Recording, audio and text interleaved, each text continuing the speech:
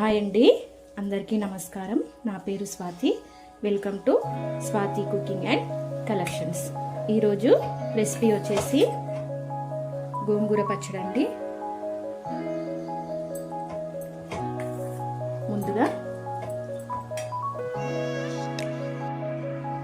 ముందుగా స్టవ్ వెలిగించుకొని ప్యాన్ పెట్టుకున్నాము. ప్యాన్ హీట్ అయ్యాక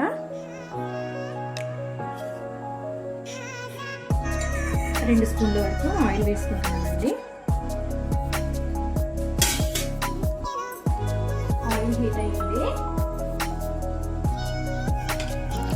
ఒక 2 స్పూన్ల పల్లీలు వేస్తున్నాము. అలాగే 1 స్పూన్ వరకు పచ్చిశనగపప్పు వేస్తున్నాము.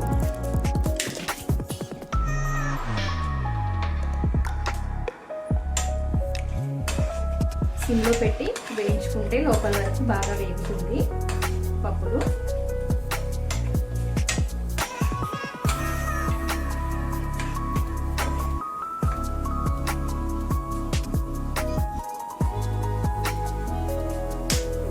ఇవి వేగుతున్నాయి కదా, అందులోనే కొద్దిగా మెంతులండి, ఎక్కువగా వేసుకోవద్దు, చేదొస్తుంది. అలాగే 1/2 టీ స్పూన్ వరకు జీలకర్ర, 2 స్పూన్ల వరకు ధనియాలు, ఇవన్నీ కాస్త వేగాలి.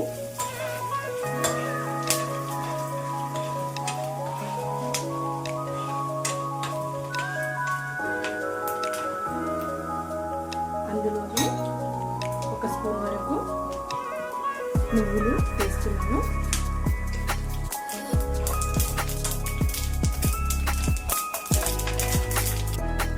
ఇందులోనే 10 నుంచి 15 పచ్చిమిర్చి వేస్తున్నాను.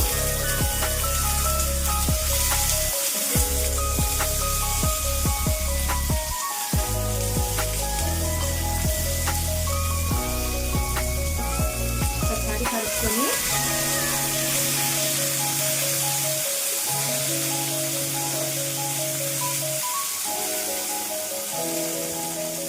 మూత పెట్టి ఫ్రై చేసుకున్నామండి.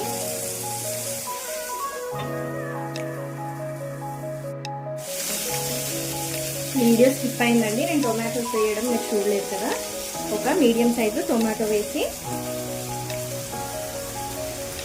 అందులోనే కొద్దిగా సాల్ట్ వేసి మగ్గించుకున్నాము.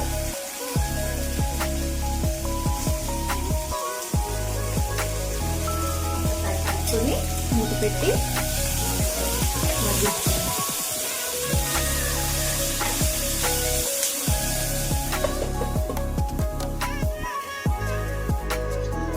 ఒకసారి చూసుకున్నాము. టొమాటోలు కూడా మగ్గిపోయాయి. ఇప్పుడు స్టవ్ ఆఫ్ చేసుకుని ఇది చల్లారే వరకు పక్కన పెట్టుకున్నామండి.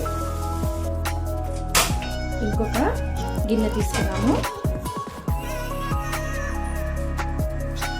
ఇందులో కూడా 1 స్పూన్ వరకు ఆయిల్ వేసుకుంటున్నాను.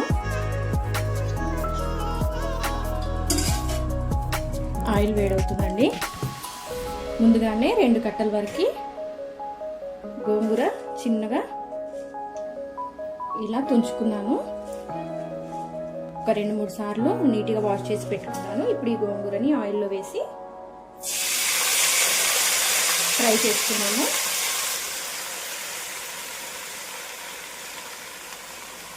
సిమ్లో పెట్టుకొని ఆకంతా దగ్గర పడే వరకు ఉడికించుకుందామండి.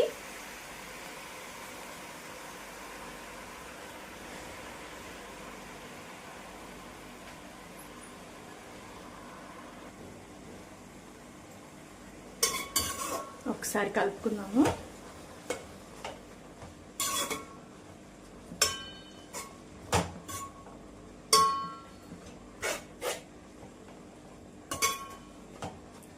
ఇదంతా ఇంకా దగ్గర పడే వరకు ఉడికించుకుందాము.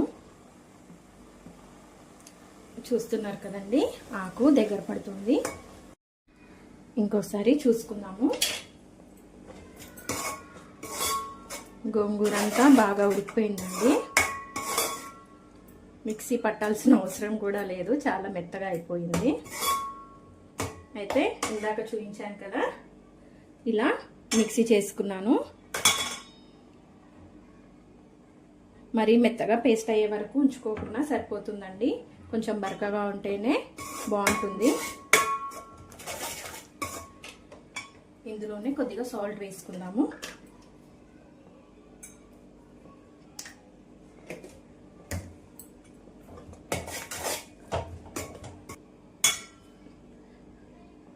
ఇందాక పప్పు దినుసులు ఫ్రై చేసేటప్పుడు అందులో కొద్దిగా సాల్ట్ వేసాను కదా, అందుకని మళ్ళీ ఇప్పుడు ఆకులో కూడా వేసాను. ఇది కొంచెం చల్లారనిద్దాము. స్టవ్ ఆఫ్ చేసుకుందామండి.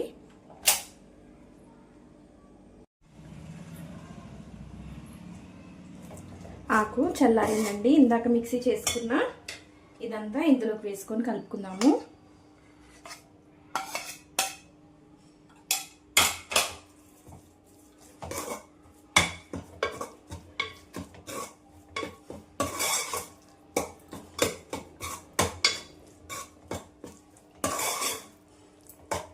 ఇదంతా వేరే బౌల్లోకి తీసుకున్నాక మళ్ళీ చూపిస్తాను. ఈ విధంగా రెడీ అయిన గోంగూర పచ్చడికి తాలింపు వేసుకుందామండి. ఇప్పుడు స్టవ్ వెలిగించుకొని ప్యాన్ పెట్టుకొని ఆయిల్ వేసుకుందాము.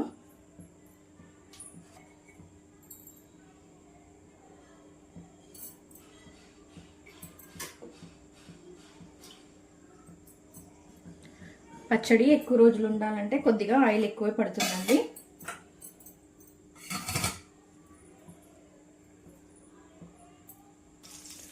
ఆయిల్ వేడైంది. ఇందులో కొద్దిగా ఆవాలు, అలాగే కొద్దిగా జీలకర్ర, అది కొంచెం వేగాక, వేగింది కదా, ఒక 2-3 వెల్లుల్లిని నలగొట్టుకొని వేసుకుంటున్నాను. అలాగే ఒక 2 ఎండుమిరపకాయలు, కొద్దిగా కరివేపాకు.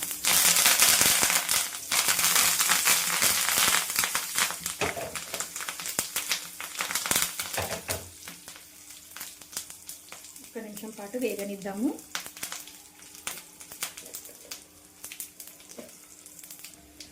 తాలింపు వేగిపోయింది కదండి. స్టవ్ ఆఫ్ చేసుకొని ముందుగా చేసి పెట్టుకున్న పచ్చడిలోకి వేసేసుకుందామంతా.